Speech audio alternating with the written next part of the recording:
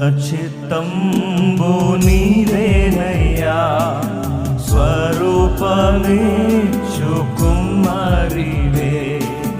సర్వచిత్తంబు నీవేనయ్యా, స్వరూపమిచ్చు కుమ్మరివే. సారే పైనున్న మంటినయ్యా, సరి అయిన పాత్రం చేయుమయ్యా. సర్వేశ్వరా నిత్యుండను, సర్వదా నిన్నే సేవింతును. సర్వచిత్తంబు నీవేనయ్యా, స్వరూపమిచ్చు కుమ్మరివే.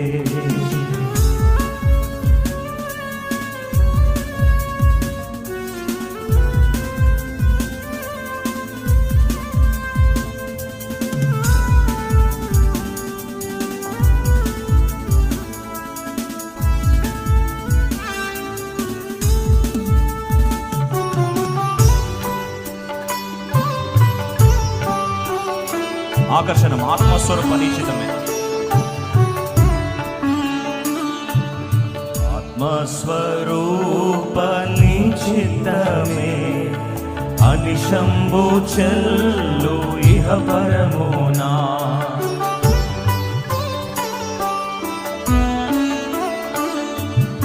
ఆత్మస్వరూప నిశ్చితమే, అనిశంభు చెల్లు ఇహ పరమునా.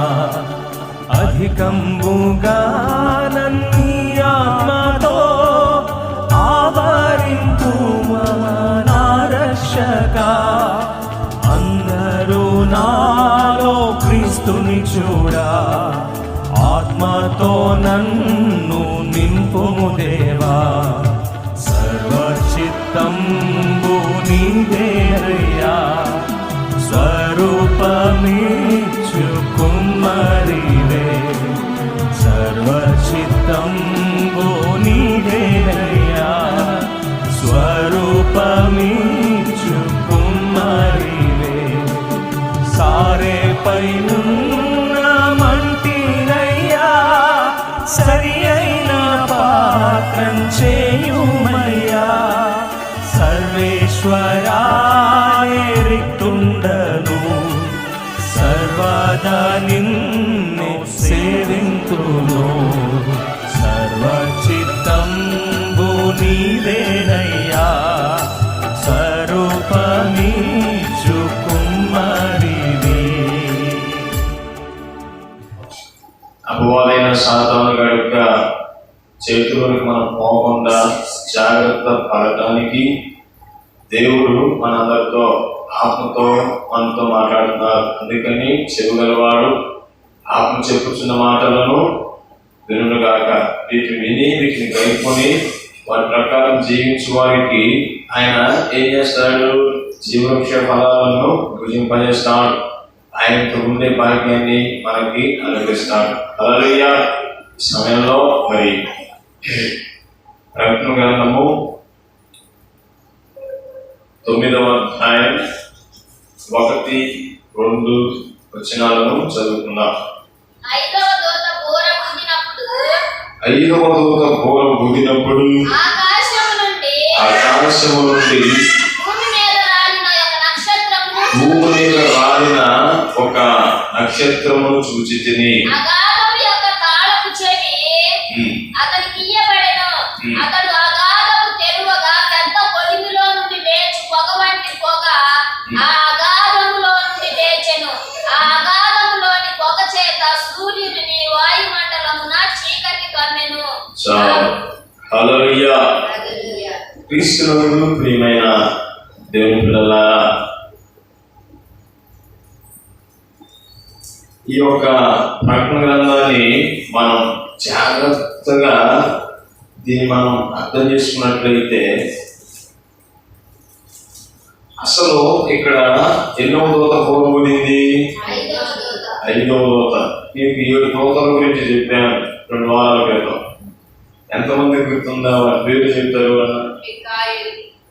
గబ్రియేల్, ఉమ్. యూరియల్, ఉమ్. రఫాయేల్, ఉమ్. సలియేల్, ఉమ్. రఘుయేల్, ఉమ్. రెమియేల్. Very good. అమ్మాయి గట్టిగా సఫలం పడుతున్నాం సార్. అంతా రాసుకొని పెట్టాలి. ఇక్కడ 5వ దూత బోర ఊదినప్పుడు ఆ దూత పేరు ఏదమ్మా?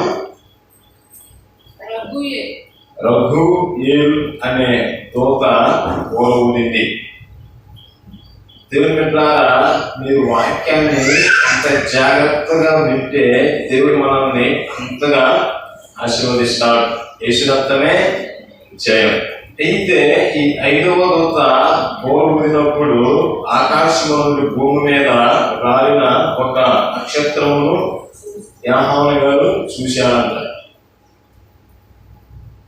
ఈ నక్షత్రము ఏమిటి మనము జాగ్రత్తగా పరిశీలించినట్లయితే ఈ నక్షత్రం ఎవరు కాదు, పడగొలబడిన లూసిఫర్.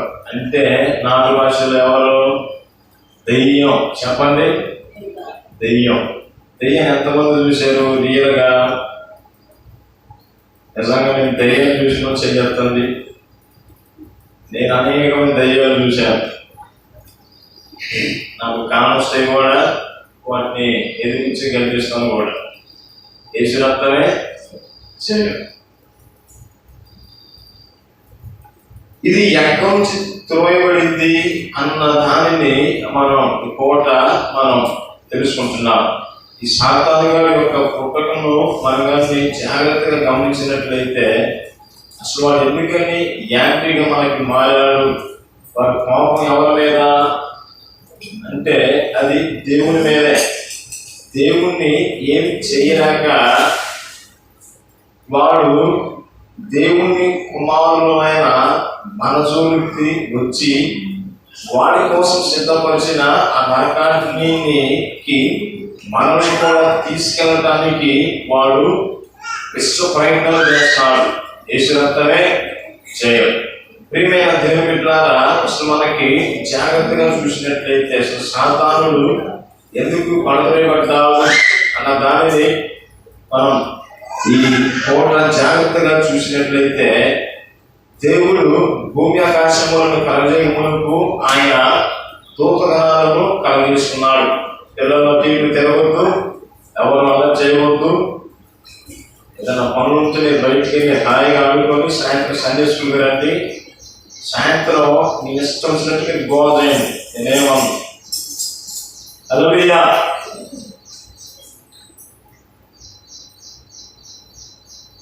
దేవుడు ఇలాంటి ఈ మానవుణ్ణి ఈ యొక్క ప్రకృతిని సృష్టించడం ముందుకు దేవుడు దూతగణాలను కలగజేసుకున్నాడు. తండ్రి, కుమార, పరిశుద్ధాత్మ త్రియేక దేవుడు ఆయన ఒంటరిగా ఉన్నాడు. మొదటిగా దూతలు కలుగులుగా కలగానే దూతలు కలిగాయి. ఈ దూతలు కలిగిన తర్వాత ఆయన మహిమ మేఘముల సింహాసనం మీద కూర్చున్నప్పుడు దూతగణాలన్నీ దేవుడు పరిశుద్ధుడు పరిశుద్ధుడు ఆయన స్తోత్రమని మానక గాన ప్రతిగానాలు చేస్తుండేవి. అయితే ఆ సింహాసనం మీద దేవుడే తప్ప ఏ దేవతలు కూడా ఆ సింహాసనం మీద కూర్చోటానికి అవకాశం లేదు. ఈ భూమి మీద న్యాయ వ్యవస్థలు ఉన్నట్టు పరమందు కూడా న్యాయ వ్యవస్థలు ఉన్నాయి. నీకు తెలుసో తెలియదో, భూమి మీద మనం చూసే మానవుల కంటే ఈ మానవుల కన్నా 1000 రెట్లుగా దేవదూతలే ఎక్కువగా ఉన్నాయి. మనం చూసే వ్యవస్థ 100లో ఒక 10% మనం చూస్తున్నాం. మిగిలిన 90% మనం ఇంకా చూడలేదు. అయితే దేవుని సముఖంలో సభాపర్వతాలు ఉంటాయి. దేవుడి సింహాసనం కింద ఎవరుంటారు? దేవుని దూతలు ఉంటాయి. ఈ దేవుని దూతలు కొన్ని గ్రూప్స్ అని మీకు కొన్ని వారాలు చెప్పాను. ఆయన ఆరాధించడానికి కెరూబులను ఆయన చేసుకునేవాడు, శరాపులను ఆయన చేసుకునేవాడు. ఆయన మాటను, ఆయన వర్తమానాన్ని ప్రజలకు తెలియజేయడానికి గబ్రియలు దూతను కలగజేసుకున్నాడు. ఆయన పట్ల ఆయన ప్రజలకు వ్యతిరేకత వస్తే మిఖాయేలు దూతలను ఆయన కలగజేసుకుని ఉన్నాడు. స్వస్థపరచడానికి రఫాయేలు, రఘుయేలు దేవదూతలను ఆయన నియమించుకొని ఉన్నాడు. హల్లెలూయా. అయితే దేవుని బిడ్డలారా, మరి సింహాసనము మీద కూర్చునే అవకాశం ఎవరికి ఉంటుంది అంటే దేవుడు తన మనసులో మాటను బయట పెట్టాడు. ఏమిటంటే నా రూపంలో నా పోలికలో అచ్చం నాలాగనే నరును కలగజేసి నాతో కూర్చునే వానికి ఇస్తానను తన మనసులో మాట బయట పెట్టాడు దేవుడు. హల్లెలూయా, హల్లెలూయా. ఎట్లా పెట్టినప్పుడు ఇదేంటి, ఇన్ని సంవత్సరాలు మేము కదా దేవుని ఆరాధిస్తున్నాం, మేము కదా దేవుడు స్తుతిస్తున్నాం. ఎప్పుడో కొన్ని వేల కోట్ల సంవత్సరాల నుంచి మేము దేవునితో ఉన్నాం. ఈ సింహాసనం మాకేరా, ఇప్పుడు ఆయన తన కుమారుడిని కనెక్ట్ చేసుకుంటాడా? ఇది అసంభవం అనేసి ఆ యొక్క 24 మంది పెద్దలు కూర్చొని ఆ సభాపర్వతం కూడా అది ఎక్కిపోవాలనుకున్నది. సభాపర్వతం అంటే ఏంటి? 24 మంది పెద్దలు ఉంటారు. ప్రకటన 4వ అధ్యాయంలో మీకు చెప్పాను. వారు దేవుని సముఖంలో శాసిస్తారు, రాస్తారు. దేవుని ఆలోచనలను వారు దేవతలు చెప్పినప్పుడు వారు వాటిని అమలు చేసి ఉండేవారు. హల్లెలూయా. ఈ వాక్యం మీకు చాలా ఎంత జాగ్రత్తగా సరే మీకు అర్థం కాకుండా వాడు చేస్తాడు. ఎందుకని సాతాను గారి యొక్క రహస్యాలు చెప్పినప్పుడు సాతానుకి ఏమొస్తుంది? భయం వస్తుంది, కోపం వస్తుంది. అందుకనే వినుట వలన ఏం కలుగుతుంది? మనకి విశ్వాసం కలుగుతుంది. ఈ విశ్వాసమే మనల్ని పరలోకానికి చేరుస్తుంది. అయితే దేవుని సముఖంలో గర్వించినందుకు ఏం చేశాడు? దేవుని మీద యుద్ధం చేయడానికి వెళ్తున్న వాడిని ఎవరు అడ్డుకున్నారు? మిఖాయిలు దూతలు అడ్డుకొని యుద్ధం చేసి వాడిని పడగొట్టారు. పడగొట్టిన తర్వాత జరిగిన పరిస్థితి ఏంటంటే వాడున్న భూమి ఆకాశాలు లేవు కదా, ఎక్కడున్నారు? వాడు ఎప్పుడైతే ఆ వెలుగుని తో వాడు నుండి గర్వించుకున్నాడో అప్పుడు ఏమైపోయాడు? ఆ వెలుగంతా పోయి వాళ్ళకి ఏమొచ్చింది? చీకటి వచ్చింది. ఇప్పుడు మనం లైట్ వేసి వెలుగు ఉంది, లైట్ ఆపితే ఏమొస్తుంది? చీకటి ఉంటుంది. దేవుని బిడ్డలారా, అసలు మనం జాగ్రత్తగా గమనించినట్లయితే దేవుడు ఏం చేశాడు? చీకటిని కలగజేశాడా? ఇక్కడ ఆదికాండము ప్రారంభంలో మొదటి అధ్యాయం మొదటి వచనం నుంచి ఒకసారి చూసినట్లయితే ఏముంటది? ఆదియందు దేవుడు భూమి ఆకాశములను సృజించాను, భూమి నిరాకరములను శూన్యముగాను ఉండేను, చీకటి అగాధ జలముల పైన కమ్మి ఉండేను. చూడండి దేవుని బిడ్డలారా, ఏమన్నా చీకటి అనగా సాతానుడే, యేసురక్తమే జయం. అంటే మనం కానీ జాగ్రత్తగా ఆలోచించినట్లయితే అసలు మన ఆది మనకు తెలుసా? మనం ఎప్పుడు పుట్టామో మనకు తెలుసా? నేను పలానా డేట్లో పుట్టానని ఎవరు చెప్తే మనం చెప్తాం, కానీ తల్లి గర్భంలో పిన్నలు రూపించక మునిపే, ఈ జగత్ పునాది వేయబడక మునిపే దేవుళ్ళు మనందరం ఉన్నాం. హల్లెలూయా, హల్లెలూయా. అయితే దేవుని బిడ్డలారా, ఈ సాతాను యొక్క పోరాటం మనం చూసినట్లయితే వాడు ఎప్పుడైతే ఆ పరలోకం నుంచి త్రోయబడ్డాడో వాడు ఏమైపోయాడు? వెలుగుగా ఉన్నవాడు చీకటిగా మారిపోయాడు. వీడు మొదటిగా దేవుని యొక్క సింహాసనం ముందు ఉన్నాడు. దేవదూతలన్నీ గాన ప్రతిగానాలు చేస్తున్నప్పుడు, దేవుడి పరిశుద్ధుడని నిత్యము కీర్తిస్తున్నప్పుడు వీడన్నిళ్ళు ఏం చేసేవాడు?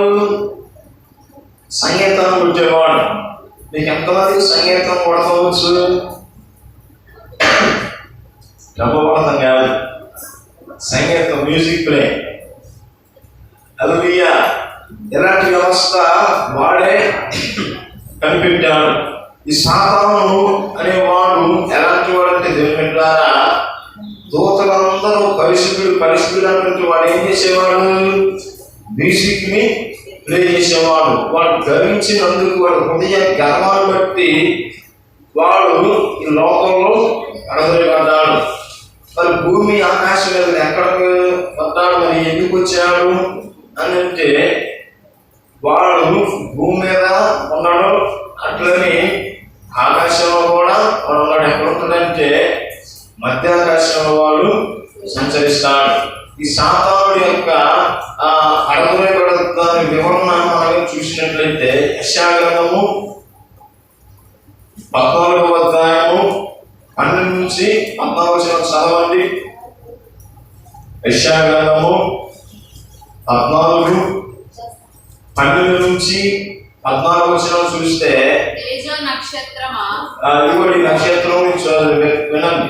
వేకువ చుక్క, చెట్లు ఆకాశము నుండి పడితివి, జనములను పడగొట్టిన నీవు నేల మట్టము వరకు ఎట్లు నరకబడితివి. నేను ఆకాశమునకు ఎక్కిపోయేదను, దేవుని నక్షత్రములకు పైగా నా సింహాసనమును హెచ్చింతును. ఉత్తర దిక్కునున్న సభాపర్వతము మీద కూర్చుందును, మేఘమండలముల మీదకి ఎక్కుదును, మహోన్నతునితో నన్ను సమానునిగా చేసుకొందును అని నీవు మనసులో అనుకుంటివి కదా. నీవు పాతాళమునకు నరకములో ఒక మూలకు త్రోయబడితివే. నిన్ను చూచువారు నిన్ను నిదానించి చూచుచు ఇట్లు తలపోయిదురు. చాలు చాలు. హల్లెలూయా. అర్థమైందా? ఈ పడగొట్టబడిన దూత ఎవరు? తేజ నక్షత్రం ఎవరు? కెరూబు. అసలు మొదటగా దీని పేరు లూసిఫర్ అని అసలు బైబిల్ ఎక్కడా లేదు. లూసిఫర్ అని ఎందుకంటే విలియం టిల్లర్ గారు ఆయన బైబిల్ తర్జుమా చేస్తున్నాడు. హిబ్రూ నుంచి గ్రీక్ నుంచి ఇంగ్లీష్లోనికి, లాటిన్ నుంచి ఇంగ్లీష్లోకి తర్జుమా చేస్తున్నప్పుడు బైబిల్ తర్జుమా చేస్తున్నప్పుడల్లా ఒక లూసిఫర్ అనేవాడు వచ్చి ఏం చేసేవాడు? అతన్ని డిస్టర్బ్ చేసి చెడగొట్టేవాడు. ఏం చేసేవాడు? చెడగొట్టేవాడు. అందుని బట్టి అసలు సాధానికి ఏం పేరు పెడదామంటే ఈ మంచి పనికి ఆటంకంగా వీడు ఉన్నాడు కాబట్టి దీని పేరు లూసిఫర్ అని రాశాడు. హల్లెలూయా. అర్థమైందా? ఇంగ్లీష్ బైబిల్లో కూడా ఉంటుంది, మన తెలుగు బైబిల్లో ఉండదు. అయితే జాగ్రత్తగా గమనించినట్లయితే వీడు మొదటగా ఎవరో అభిషేకించబడిన ఒక దేవుని దూత అందరినీ తన నోటి మాటతో చేశాడు. దీని మాత్రము రాళ్ళ మధ్యలో నుంచి ప్రత్యేకంగా దేవుడు దీన్ని సృష్టించాడు. హల్లెలూయా. దీని గురించి ఇంకా చూసినట్లయితే యెహెజ్కేలు గ్రంథము 28వ అధ్యాయము 12 నుంచి 19 వచనాల వరకు చూసినట్లయితే దీని పుట్టక అనేది మనకి జాగ్రత్తగా అర్థమవుతుంది. నరపుత్రుడా, తూరు రాజును గూర్చి అంగలార్చు వచనమెత్తి ఈలాగు ప్రకటించుము. ప్రభువైన యెహోవా సెలవిచ్చినదేమనగా, పూర్ణ జ్ఞానమును సంపూర్ణ సౌందర్యము గల కట్టడమునకు మాదిరివి దేవుని తోటయందు ఏదెనులో నుంటివి. మాణిక్యము, గోమేధికము, సూర్యకాంతమణి, రక్తవర్ణపు రాయి, సుకుమారి రాయి, మరకతము, నీలము, పద్మరాగము, మాణిక్యము అను అమూల్య రత్నములతోను బంగారముతోను నీవు అలంకరింపబడి ఉన్నావు. నీవు నియమింపబడినది దినమున పిల్లన గ్రోవులు వాయించువారు నీకు సిద్ధమైరి. అభిషేకము నందిన కెరూబువై ఒక ఆశ్రయముగా నుంటివి. అందుకే నేను నిన్ను నియమించితిని. దేవునికి ప్రతిష్ఠించబడిన పర్వతము మీద నీవు ఉంటివి. కాలుచున్న రాళ్ళ మధ్యను నీవు సంచరించుచుంటివి. కాలుచున్న రాళ్ళ మధ్యలో అదేం చేస్తుంది? సంచరించుచుంటివి. నీవు నియమింపబడిన దినము మొదలుకొని పాపము నీ యందు కనబడు వరకు ప్రవర్తన విషయంలో నీవు యథార్థవంతుడుగా ఉంటివి. అయితే నీకు కలిగిన విస్తారమైన వర్తకము చేత లోపల నీవు అన్యాయము పెంచుకొని పాపము చేయించు వచ్చితివి కనుక దేవుని పర్వతము మీద నీవు ఉండకుండా నేను నిన్ను అపవిత్ర పరిచితిని. ఆశ్రయముగా ఉన్న కెరూబు, కాలుచున్న రాళ్ళ మధ్య నీవికను సంచరింపవు. నిన్ను నాశనము చేసి తిని నీ సౌందర్యము చూచుకొని నీవు గర్వించిన వాడవై నీ తేజస్సును చూచుకొని నీ జ్ఞానమును చెరుపుకొంటివి. కావున నేను నిన్ను నేలన పడవేసేదను, రాజులు చూచుచుండగా నిన్ను ఏలన కప్పగించెదను. చాలు చాలు.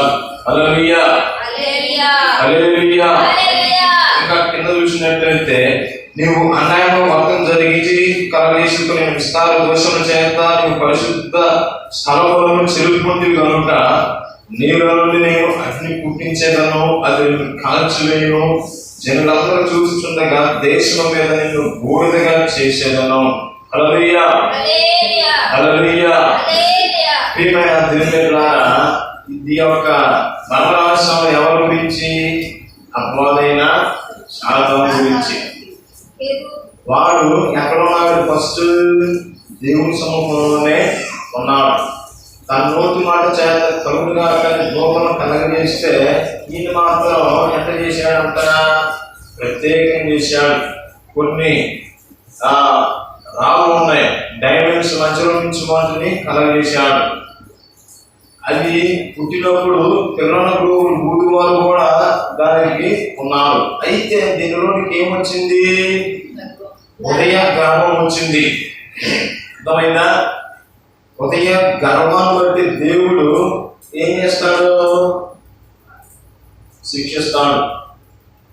గర్భిష్ఠితనం దేవుడికి ఎంతో అసహ్యం.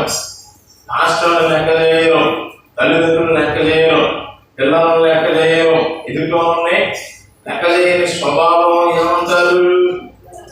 గర్విష్ఠి స్వభావం. అందుకని గర్విష్ఠులను అణచి దీనులకు ఆయన సింహాసనాన్ని ఇస్తాడు. పరో హృదయం ఎలా ఉంది? గర్వంతో ఉన్నది. ప్రజలను హింస పెట్టి గర్విష్ఠితనం ఉన్నది. ఈ గర్విష్ఠ స్వభావము ఎలాంటిదంటే దేవునిట్లా భయంకరమైనది. తన గర్వం బట్టి దేవుణ్ణి సింహాసనం మీద ఏం చేయాలనుకుంది? కూర్చోవాలనుకుంది. చూడండి, ఈ దేవతలందరినీ తన వైపుకు మలుచుకొని వాటిని అదేం చేసింది? నాటు భాషలో దెయ్యాలుగా మార్చింది. అవునా కదా? ఇక్కడ మనం చూసినట్లయితే దేని పెట్టారా 17 నీ సౌందర్యం చూసుకొని నీవు గర్వించిన వాడవై నీ తేజస్సు చూసుకొని నీ జ్ఞానమును చెరుపుకుంటుంది. అవునా, నేను నిన్ను నేల పడవేసేదను, రాజులు చూస్తుండగా నిన్ను నేలకు అప్పగించేదను. చూడండి, ఈరోజు నేను అమ్మగారిని అందగెంతనని నువ్వే నెట్టను నీయే నెట్టనేసి అలాంటి స్వభావాలు చాలా మందికి ఉంటాయి. అందం ఉండటం తప్పు కాదు, అర్థమవుతుందా? నీట్గా ఉండాలి. అట్లాగని అదే విగ్రహారాధన కాకూడదు. నీట్గా ఉండటానికి బట్టలు వేసుకోవాలి, కానీ ఇది నా పొలదనేసి గర్వించకూడదు. ఈశ్వరత్వమే జయం. ఇంకా దాని తేజస్సు చూసుకొని జ్ఞానమును చెరుపుకుంది. జ్ఞానము ఎవరు? దేవుడే. దేవుడే తనలో ఉన్నప్పుడు తనకి తన ముఖం, తన ఫేస్ ఎలా ఉంది? తేజస్సుతో ఉన్నది. అందుకని వాడికి ఏం పేరు? తేజో నక్షత్రం అనగా లూసిఫర్ పడదోయబడిన ఇదే. ఆది కాలంలో మనం చూసినట్లయితే అసలు మొట్టమొదటిగా అమ్మ దగ్గరకు వచ్చింది, అమ్మ దగ్గరకు వచ్చింది. అది అందరి చెప్పండి, ఎవరి దగ్గరకు వచ్చింది? అవ్వమ్మ దగ్గరకు వచ్చింది. ఎందుకని? స్త్రీలు ఏది చెప్పినా నమ్మేస్తారు. ఆవిడకి తెలుసు, దేవుడు తెలుసు, ఆదాము తెలుసు, కానీ ఈ అపవాదం అనేది తెలియదు. మరి ఏ విధంగా ఆవిడ మోసపోయింది? అది కూడా దేవుని వల్లే డ్రామాలు చేసి వచ్చేసింది. వెలుగును మహా తేజస్సుతో ధరించుకొని వచ్చి చూసరికి అవ్వమ్మ పోయింది. ఎవరు నేను ఎప్పుడు చూడలేదు, ఎంత అందంగా ఎవరు భూవాయని అడిగితే నేను దేవతనే. దేవుడు నిన్ను ఈ ఫలం తినదని చెప్పాడు కదా, ఆయన చెప్పి నవ్వుతాం. ఇది తింటే అచ్చం నాలాగానే తయారవుతావు, తినేసి అనేది చచ్చిపోతారు కదంటే, నో నేను చచ్చా, నేను రోజు ఏది తినేది అనేసి మోసం చేసి తిరిగిపెట్టి వెళ్ళిపోయింది. చూడండి, ఎందుకంటే ఈరోజు మోసం చేసే వాళ్ళకన్నా మోసం పోయే వాళ్ళే ఎక్కువ ఉన్నారు. మోసం చేసే వారికన్నా మోసం పోయే వాళ్ళే ఎక్కువ ఉన్నారు. ఈరోజు మోసం లేనిదే వ్యాపారం జరగదు, మోసం లేనిదే పనులు జరగవు, మోసం లేనిదే ఉద్యోగాలు రావు. ఇప్పుడు ఇంకా భయంకరమైన సిచ్యువేషన్లో మీకు వచ్చింది. నిన్న ఒక వీడియో చూశాను. ఒక ఆమె చాటింగ్ చేస్తుంది. ఆ చాటింగ్లో విడిగా నోటుకు వచ్చినట్టు మాట్లాడుతుంది. ఆ చాటింగ్లో ఆవిడకి కొడుకుతో సమానుడైన వాళ్ళకి చాటింగ్ చేస్తుంది. ఈడు కూడా ఆవిడతో అలాంటి భయంకరమైన చాటింగ్స్తో చేస్తూ ఉన్నాడు. సరే నేను చూడాలి అలాంటిది అని వాడు అడిగినప్పుడు ఆవిడ ఇంకా మీకు పచ్చి భాషలు చెప్పాలంటే ఆ ఫొటోస్ అన్ని వాడికి పెట్టింది. ఒకసారి మీ ఫోటో చూడాలనేసి ఈవిడ వాడిని అడిగితే వాడు సెల్ఫీ ఇచ్చి ఆవిడ పెట్టగానే ఆడెవరో కాదు, ఎవడో కొడుకే. చూడండి, ఆ దెబ్బకు మానసికానికి గురైపోయి చేయి కోసుకొని చచ్చిపోయింది. నా తల్లికి పాపం చేశానని వాడు మధ్యలో ముందు చచ్చిపోయాడు. చూడండి ఎలాంటి భయంకరమైన దినాలలో ఉన్నాం. మిమ్మల్ని ఏమి నడిపిస్తుంది? దేవుడు విక్రించబడడు, మోసపోకుడి. మనుషుడు ఏది విత్తునో అదే పంటని పోస్తాడు. ఆదిన ఆదాము కూడా తెలిసి తింటే చస్తావు, ఇది తింటే నువ్వు సావనాగుంటావు అనేసి వాడు ఏం చేశాడు? మోసపుచ్చి చేశాడు. చూడండి, దేవుని ద్వారా మానవుల కోసం దేవుడు సమస్తాన్ని కలగేసి ఇస్తే దేవుడు తన సింహాసనం మానవుడికి ఇవ్వడానికి ఆయన నిశ్చయం చేసుకుంటే ఈ సాతానుడు ఏం చేశాడు? అక్కడి నుంచి త్రోయబడ్డాడు కదా. మరి వాడు త్రోయబడితే డౌట్ రావాలి, దేవుడి కారణం మరి దేవుని సముఖానికి వెళ్ళాడు కదా. త్రోయబడ్డాడు ఎలా వెళ్తారు మరి అని డౌట్ ఎవరికి వచ్చిందా? హల్లెలూయా. ఇక్కడ ప్రవచనాలు చూసినట్లయితే త్రోయబడ్డట్టు ఉన్నాయి. మరి యోగ కాలంలో దేవుని సన్నిధికి వెళ్ళినట్లు ఉన్నది. యోగ గ్రంథం 1వ అధ్యాయం 2వ అధ్యాయం చూసినట్లయితే దేవుడు మీటింగ్స్ పెడతాడు. ఆ మీటింగ్స్ లో వెళ్ళినప్పుడు అందరు అడిగినప్పుడు వీడు ముందుకు వచ్చింది. చెప్పు ఏంటి సంగతులు అంటే, నువ్వు ఎక్కడ నుంచి వచ్చావంటే భూమి మీద అటు ఇటు తిరుగుతున్నాను అనేసి చెప్పింది. భూమి మీద అంటే భూమి మీద కాదు, మీద మధ్యలో తిరిగి ఎవరైతే బాధపడతారో వాళ్ళు నాశనం చేయటమే వాడు వంతు. ఎవరైతే సుఖంగా ఉంటాడో వాడిని నాశనం చేయటమే వాడి డ్యూటీ. వాడి వ్యవహారం ఏంటంటే జనులు హ్యాపీగా ఉంటే ఆ హ్యాపీలో వాడు ఏం చేయాలి? సర్వనాశనం చేయటమే. ఈరోజు పాపం వస్తుందంటే దయ్యమే కారణం, బాధ వస్తుందంటే దానికి దయ్యమే కారణం. స్వార్థం, భయంకరమైన స్వార్థం. ఎంతో మంది పాస్టర్లు కూడా ఈ స్వార్థపరులు చూశాము.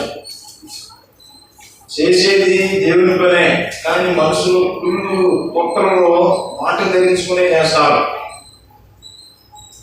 చూడండి, దేవుని ద్వారా జాగ్రత్తగా మనల్ని గమనించినట్లయితే ఈ అపవాదైన సాతానుడు ఏం చేస్తాడు? మోసగాడు. వాడు మోసంలో చిక్కుకుంటే వాడు ముందుగా మనకి సుఖాన్ని ఇస్తాడు, సంతోషాన్ని ఇస్తాడు, హాయిని ఇస్తాడు.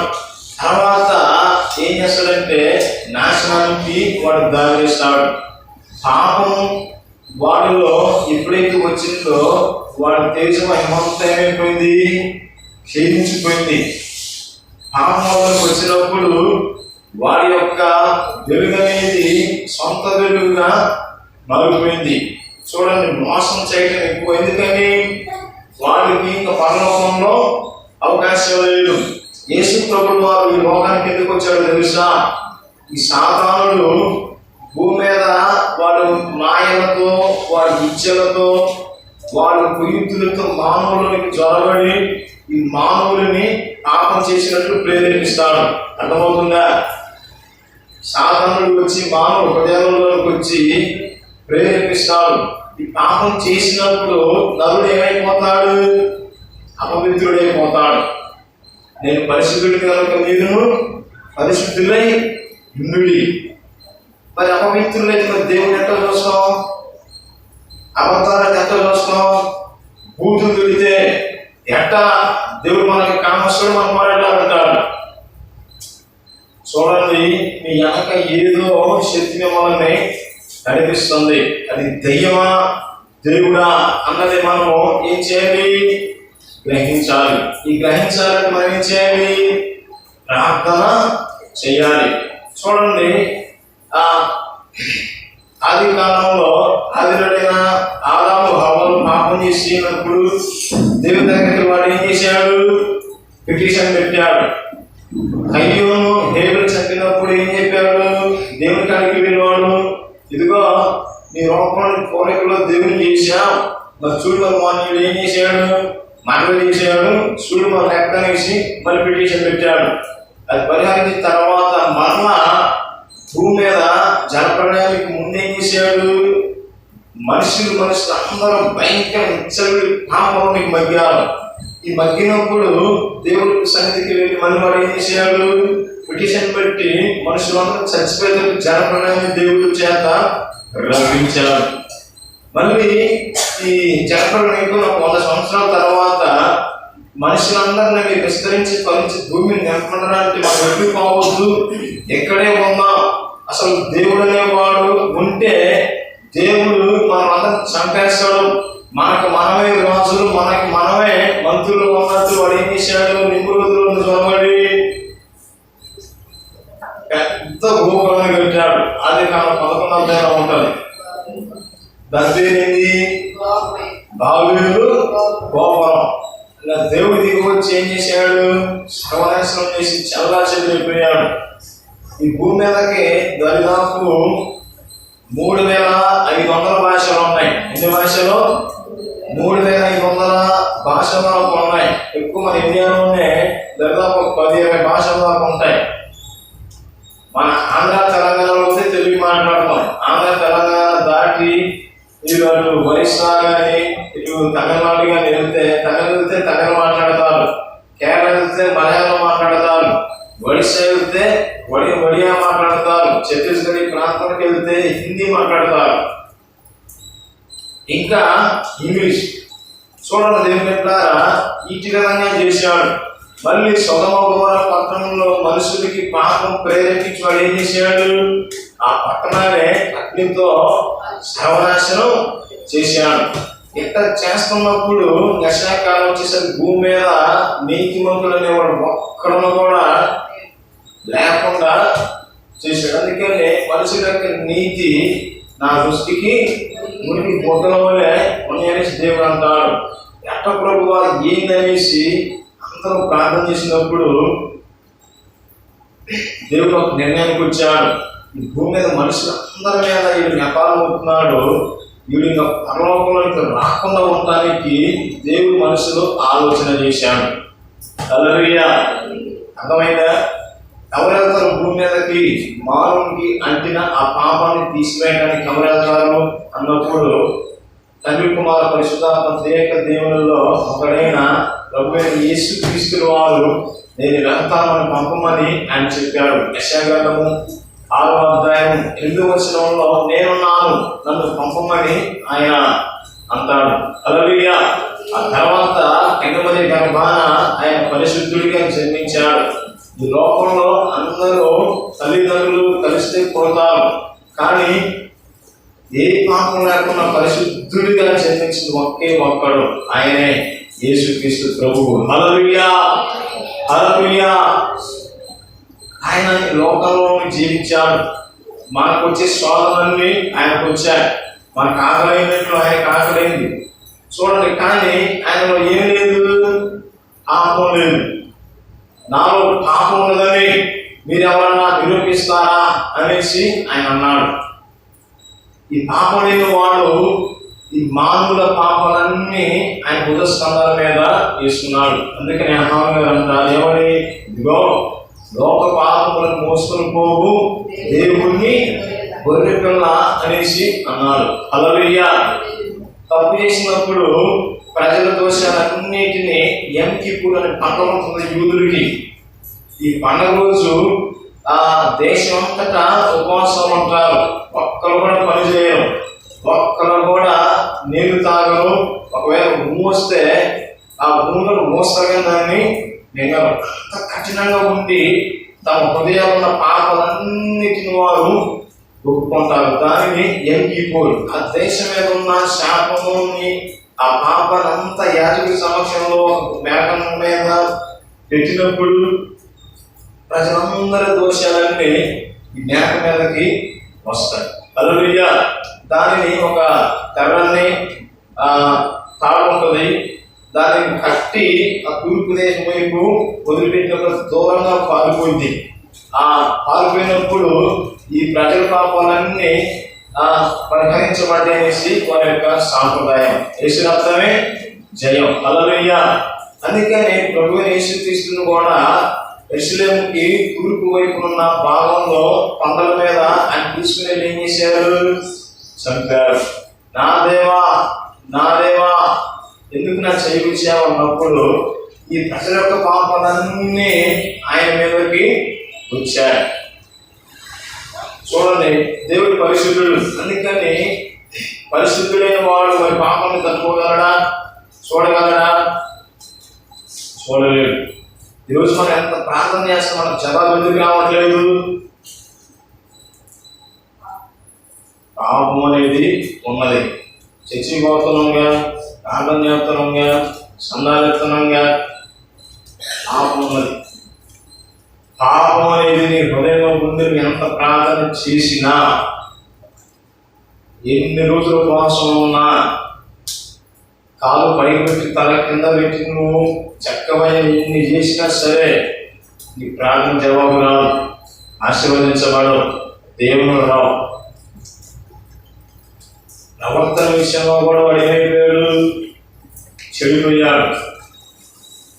పాపంలోకి వచ్చినప్పుడు ఏమైపోయాడు, నాశనం అయిపోయాడు. చూడండి దేవుని బిడ్డలారా,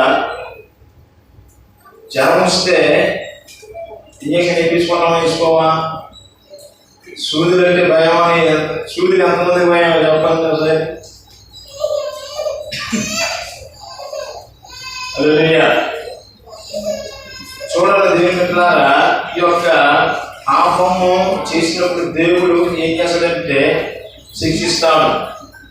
మరి ఈ పాపాలన్నింటినీ తీసివేయడానికి దేవుడు పరిశుద్ధుడైన వాడు లోకంలోకి వచ్చినప్పుడు జరిగిన పరిస్థితి ఏంటంటే, మరి లోకంలోకి వచ్చినప్పుడు ఆయన శ్రమలు పడ్డాడు, హింసించబడ్డాడా లేదా, కొడలతో కొట్టబడ్డాడా లేదా, భూములు వేయించుకున్నాడా లేదా, మొత్తం చేసినప్పుడు ఈ సాతానుడు ఏం చేశాడు, అక్కడికి వెళ్ళి ఇదిగో మీ కుమారులు నలుగురు చంపుతున్నారు, వాళ్ళందరూ కింద అనేసి కబురు చేయడానికి పోతున్నారు పైకి. అప్పుడు నెక్కాలిపోత బయలుదేరి పరలోకానికి రాకుండా వాళ్ళతో యుద్ధం చేసి నేల అడగొట్టినప్పుడు నువ్వు యూదులు రాజు కదా, నువ్వే రక్షించిన కింద దిగి అనేసి అన్నాయి. అర్థమైందా? ఇంకేవా సాతాను గారికి పరలోకంలో పోవడానికి అవకాశమే లేదు. హల్లెలూయా, హల్లెలూయా. అర్థమవుతుందా? అర్థమైంది నా మాటలో.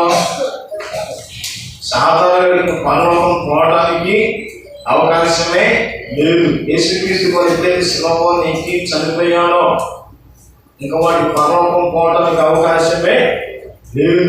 మరి వాడు భూమి మీద వాడు ఏం చేస్తున్నాడంటే, ఆయన చిత్తంలో, ఆయన సంకల్పంలో ఏర్పాటు చేయబడిన మనలందరినీ దేవుని యొక్క సన్నిధి మనకి దగ్గరకు రాకుండా మనలో పాపం వాడు ఇంట్లో చేశాడు.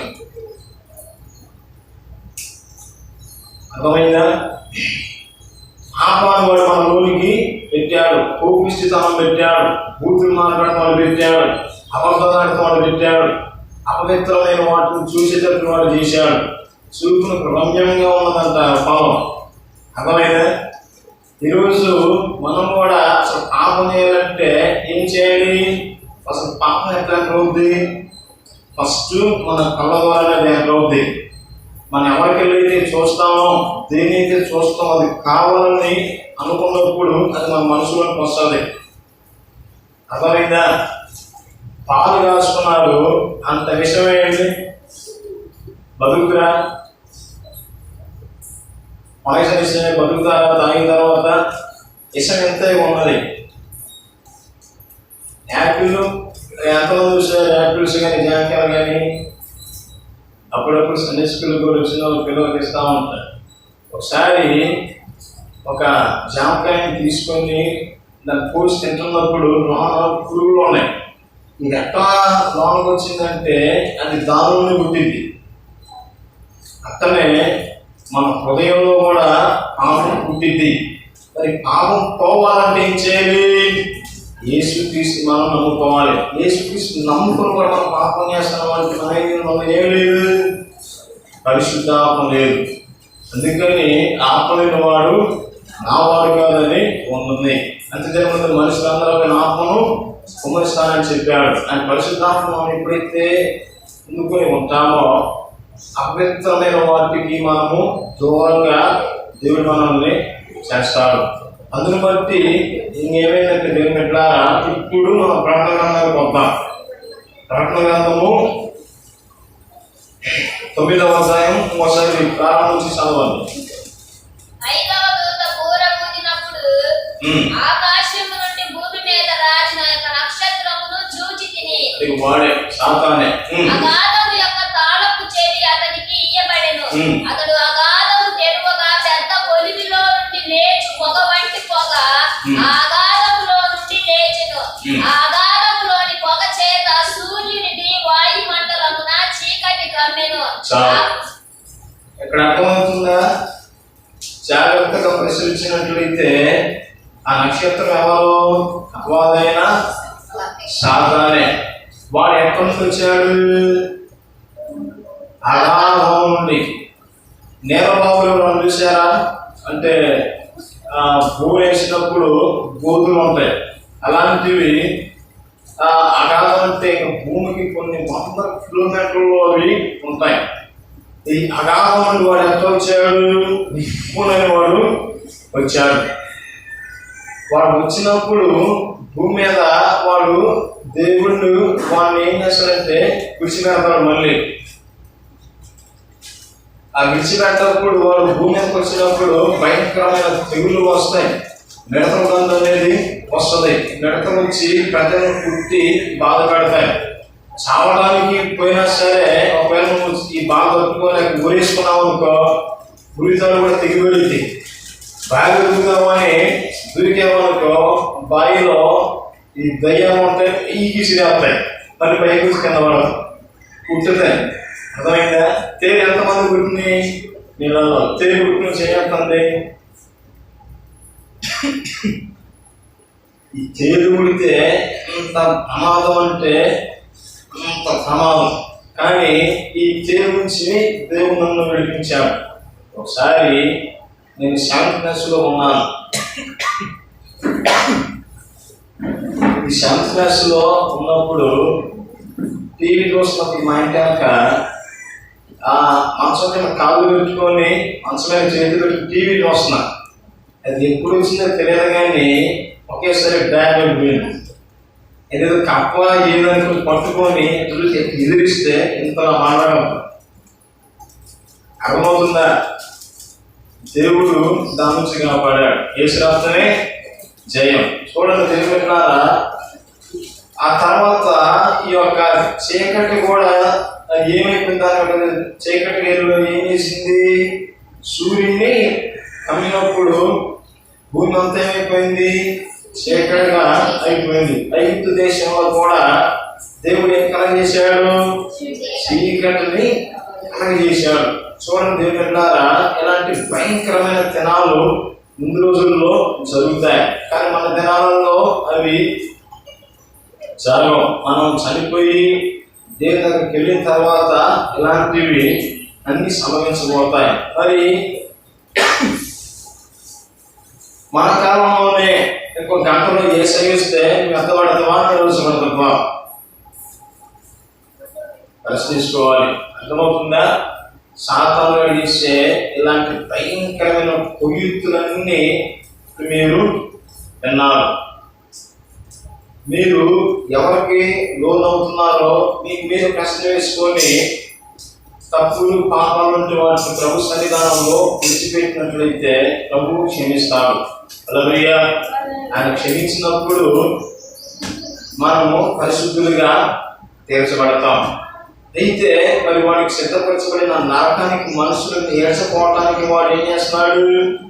పాపాన్ని వాడు మనలోకి పెడుతున్నాడు. అందుకని ఏర్పరచబడిన వారు సహితము వాడు మోసపుస్తాడు. బీ కేర్ఫుల్, జాగ్రత్త అనేసి ఆయన హెచ్చరించాడు. కావున మనము దేవుణ్ణి కలిగి జీవిద్దాం. దేవుడు వచ్చినప్పుడు మనం అందరం ఎత్తబడి గుంపులో మనం ఉన్నట్లు మనకు మనమే ఆయన రాకడలో ఆయన కొరకు ఎదురు చూద్దాం. దేవుడు కృప ధన్యత మీ అందరికీ అనుగ్రహించును గాక.